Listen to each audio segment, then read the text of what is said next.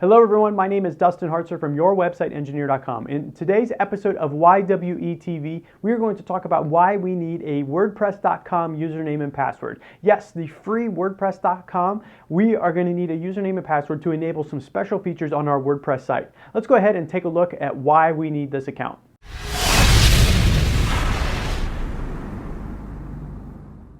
So the main reason that we want to use the WordPress.com username and password is to enable Jetpack.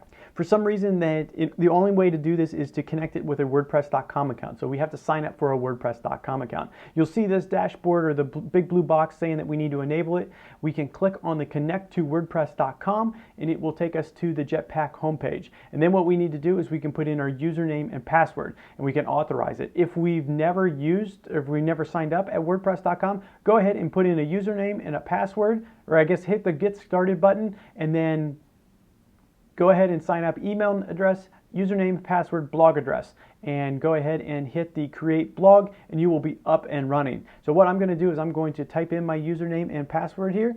I'll actually use 1Password to do this for me. And now that it's authorized, I can go in and I can configure some of these plugins within Jetpack. So some of the ones that are really powerful to use, subscriptions, you can make sure that people receive your notifications via email. Sharing, if you want to turn that on, that is ability to have people be able to, so you can share with Facebook, Twitter, and much more.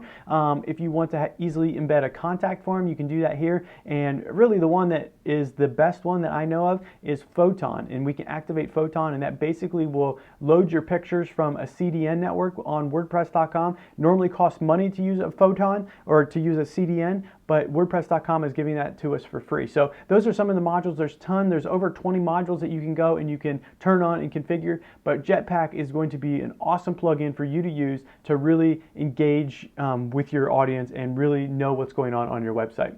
So the main reason is so that we can enable some of those Jetpack features within our WordPress website and blog. But there are a couple more things that we can use that WordPress username and password for. We can go in and we can register or we can make comments on other people's WordPress.com blogs. We can have our own WordPress.com blog and we can actually follow other people's blogs, kind of like an RSS reader. You can do all of that within WordPress.com with that username and password. So that's really powerful, really cool, and that's the quick tip of the week. Sign up for a username and password from WordPress.com and enable those Jetpack features on your WordPress blog. That's all I've got for you this week. Take care. We'll talk to you later.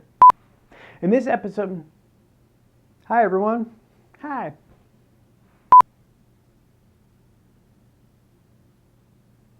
But there's a couple other